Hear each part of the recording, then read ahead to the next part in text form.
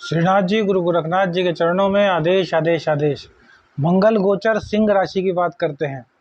बहुत से लोगों ने बताया हुआ कि आपको दिक्कत होने वाली है क्योंकि मंगल नीच राशि में 12वें स्थान में आ गए हैं। लेकिन मैं आपको कुछ वे पहलू बताऊंगा जो कि आपके लाभ से जुड़े हुए होंगे।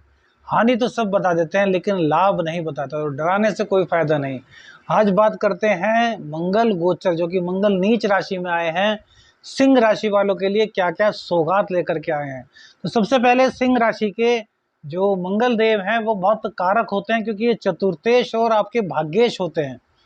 तो बहुत ज्यादा कारक मंगल देव को सिंह लगन में माना गया है। सिंह शेर, शेर जैसा बल और पराक्रम तो मंगल देव है ही हैं। तो जहां शेर और पराक्रम मिल जाए तो उसका मुकाबला कौन कर सकता है। अब देखिए, सबसे पहले चतुर्थेश मंगल नीच राशि में बैठ गए 12वें स्थान में जाकर के, तो क्या करेंगे भैया? सुखों में कमी लाएंगे। अब सुखों में कमी किस प्रकार की होगी, यह कभी सोचा है? सब बताते हैं सुखों में कमी होगी। अरे भैया, सुखों में कमी कब होती है? अब दुख की बात नहीं कर रहे, खाली सुखों में कमी की बात कर रहे हैं। दोनों चीजों को समझिएगा कि दुख क्या होता है और सुखों में कमी क्या होती है। सुखों में कमी का मतलब है कि आपको इतना परिश्रम करना पड़े जिससे कि आप पैसे कमाएं, और पैसे कमाना कौन नहीं चाहता?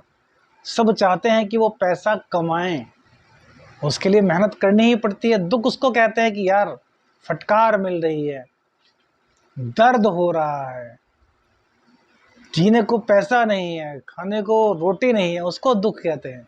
लेकिन परिश्रम करना दुख नहीं है।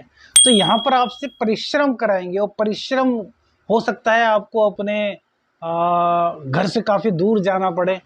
विदेश का योग भी इसमें बनाएंगे मंगल देव। बहुत से लोगों की कुंडली में बनेगा। इनकी सिंह राशि है, बताना भैया सुखों की बरसात करने वाला गोचर है। देखिए, एक सिक्के के दो पहलू होते हैं। दुख तो कहीं ना कहीं है, लेकिन उसको पॉजिटिव वे में कैसे लें, इस चीज को सोचिए। अधिक परिश्रम करने से हमारा भाग्य जागृत होगा। अब नवम का 12वें स्थान में जाकर के बैठना नीच राशि में, तो चतुर्थ स्थान पीड़ित हुआ, तो माँ को दिक्कत होगी। और माँ को दिक्कत क्या होगी, क्या है बताए? माँ को दिक्कत यह होगी कि उनका बेटा, उनकी बेटी उनसे दूर जा रहे हैं। लेकिन वो किस लिए जा रहे हैं? अपने कैरियर को बनाने के लिए जा रहे हैं, क्योंकि मंगल देव सबसे ज्यादा इस कुंडली में कैरियर बनाएंगे, और यही आपके धर्म भाव के भी स्वामी हैं। तो अधिक खर्च कराने वाले हैं भाई, लगन का व्यय करेंगे। तो लगन का व्यय पैसे के रूप में होगा, श्रम के रूप में होगा, लेकिन भाग्य से भी चतुर्थ भाव में है। तो भैया उस व्यय को धार्मिक भाव में क्यों ना खर्च कर दें, जिससे कि ना तो लग्न का व्यय हो, ना कोई बीमारी आए, ना कोई टेंशन आए। तो इस तरीके से जब पॉजिटिव वे में आप इसको सोचेंगे तो इससे बढ़िया कोई गोचर नहीं रहेगा। समझिए, अभी सिर्फ बता रहे हैं कि कहां कहां के कारक हैं और किस प्रकार से आपको लाभ दे रहे हैं। तो धार्मिक चीजों में आपको खर्च करना होगा, जिससे कि आपकी बहुत सारी दिक्कतें खत्म हो जाएंगी और आपको प्लस में नंबर मिलेंगे, ना कि माइनस में। प्रत्येक परिस्थिति को अपने पक्ष में लेना है तो अपनी बुद्धि का प्रयोग करना है, ईश्वर का साथ नहीं छोड़ना। ईश्वर का साथ नहीं छोड़ेंगे ना भैया, सब कुछ आसान हो जाएगा। अब देखिए, 3 चीजें हमने आपको बताई। माँ को दुख कैसा होगा, उनको माँ से बच्चों को थोड़ा दूर रहना होगा। धर्म में खर्च कर दीजिए तो दिखावे पर खर्च नहीं होगा, रोग नहीं आएंगे, आपके व्यक्तित्व का व्यय नहीं होगा, ज्ञान को बढ़ा देंगे। धर्म पर खर्च कर रहे हैं तो भैया ज्ञान को बढ़ाएंगे।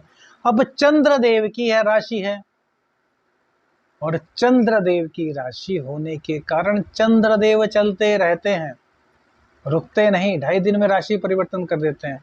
तो जिस जिस भाव में चंद्र देव आएंगे उस भाव का प्लस और माइनस पॉइंट आपको देंगे।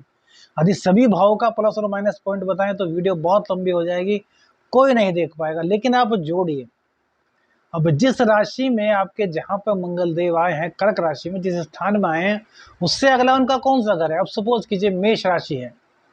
मेष राशि में फिलहाल वो चतुर्थ राशि बनती है, चतुर्थ भाव में, तो चतुर्थ राशि में आ गए। अब चंद्र देव जब यहाँ पर होंगे तो लक्ष्मी का साथ मिलेगा, इससे आगे जाएंगे तो धन का साथ मिलेगा, उससे आगे जाएंगे तो पराक्रम का साथ मिलेगा। लेकिन कमियां भी होंगी, क्यों? क्योंकि भैया नीच राशि में है। तो प्लस और माइनस को जोड़ना है, अब प्लस माइनस को जोड़कर ही चलता है। अब खाली माइनस माइनस या प्लस प्लस मिला देंगे तो भैया दिक्कत होगी ना। तो एक प्लस चाहिए, एक माइनस चाहिए, तो कौन सी चीज़ हमें अपने अंदर एक्सेप्ट करनी है, उस चीज़ को आपको सोचना है। 3 चीज़ें आपको बताइए। अब देखिए दृष्टि 1 2 3 4। अब सबसे पहले जो उनकी चौथी दृष्टि पड़ेगी वो पड़ेगी आपके पराक्रम भाव पर, जो कि शुक्र देव की राशि है। शुक्र देव की यहाँ पर राशि होने के कारण किसी न किसी महिला के सहयोग से आपका पराक्रम बढ़ेगा, आपको आपके कार्य की अभिरुचि प्राप्ति होगी, आपको अपनी मंजिल मिलने में सहायता प्रदान होगी। यह राशिफल पूर्ण रूप से पॉजिटिव बता रहे हैं, कहीं नुकसान वाली बात नहीं बता रहे। उसके बाद इनकी उच्च दृष्टि पड़ेगी, 7वीं दृष्टि में देखेंगे छठे घर को, झाके के मंगल कारक होते हैं। तो रोग रिपु ऋण से आपको बाहर निकाल देंगे। कोई रोग था खत्म, कोई ऋण था खत्म, कोई दुश्मन था खत्म, सबका सफाया करने में मंगलदेव आपकी मदद करेंगे। अब आप कहेंगे तो मंगलदेव तो नीच राशि के हैं। भैया माना नीच राशि के हैं, लेकिन है तो मंगलदेव, है तो पराक्रम। अब यहाँ पर बैठ करके क्या दिक्कत करेंगे, दिक्कत क्या करेंगे? कहीं ना कहीं आपकी वाणी के कारण आपके शत्रु बढ़ जाएंगे। बढ़ जाने दो, जब शत्रु हमारा कोई कुछ बिगाड़े नहीं पाएगा तो शत्रु बढ़ रहा है तो क्या दिक्कत है? आप ऋण उतारने के बाद कुछ और ऋण ले सकते हैं, ठीक है, ऋण लेंगे, क्यों ना लेंगे। जब हमारा मंगलदेव व्यापार चला रहे हैं तो हमें ऋण लेने की आवश्यकता है, ऋण लेंगे। व्यापार चलेगा तो ऋण उतार भी देंगे। और रोगों की बात, तो काम अधिक करेंगे तो उसकी वजह से कमर में दर्द, सिर में दर्द, खून की दिक्कत यह हो सकती है। तो भैया मेहनत करने से शरीर की ऊर्जा बढ़ती है, रक्त दान करने से रक्त कम नहीं होता, नया रक्त बन जाता है। तो जितनी मेहनत करेंगे, जितना शरीर को कष्ट देंगे, उतना ही हम निखरेंगे। तो पॉजिटिव वे में जिस दिन आप इस गोचर को, कम से कम मंगल के गोचर को देखना शुरू कर देंगे, आपकी जिंदगी बदल जाएगी, यह ध्यान रखिएगा। अब इनकी दृष्टि पड़ेगी 8वीं दृष्टि सप्तम भाव पर।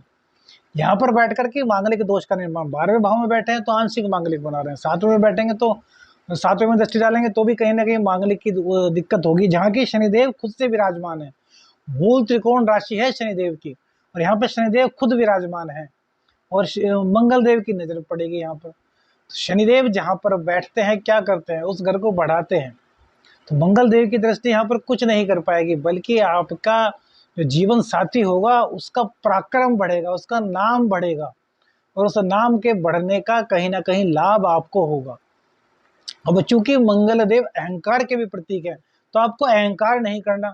अब इसका मतलब यह नहीं कि आप स्वाभिमानी होना छोड़ दें, स्वाभिमानी होना है लेकिन अहंकार नहीं करना। आपको क्या सोचना है कि यार मैं सब कुछ जानता हूँ, ऐसा नहीं, मैं कुछ जानता हूँ, मैं बहुत कुछ जानता हूँ, लेकिन मेरा सामने वाला हो सकता है मुझसे ज़्यादा जानता हो।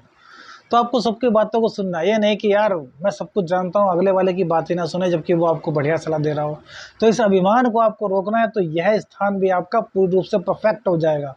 हाँ, एक दिक्कत होगी, वो क्या कि मंगल और शुक्र की युति एक साथ होगी 30 जून को, 30 मई के आसपास। तो उसमें क्या है कि आपके चारित्रिक रूप से हनन होने की कहीं ना कहीं दिक्कत होगी, लेकिन इसको भी पक्ष में ले लिया जाए। भाई कोई विपरीत लिंगी हमारे साथ में आना है तो क्यों ना उससे ऐसा रिश्ता बनाया जाए कि जीवन भर साथ चले। उसका मतलब शादी ही तो नहीं होती, जीवन साथी बनाना तो नहीं होता, एक अच्छा दोस्त भी हो सकता है। एक दूसरे की मदद कीजिए, एक दूसरे का साथ लीजिए। यदि उनके साथ से हमें तरक्की मिल सकती है तो तरक्की मिले, और यदि वो हमारे जीवन साथी में परिवर्तित हो सकते हैं और हम एक दूसरे के प्रति वफादार हो जाते हैं तो फिर जीवन साथी बन जाइए। बस किसी का गलत फायदा मत उठाइए, क्योंकि कर बुरा तो हो भला। राशिफल अच्छा लगे तो कमेंट्स जरूर कीजिएगा और अधिक से अधिक शेयर कीजिएगा। आदेश आदेश आदेश, अलख निरंजन, हर हर महादेव।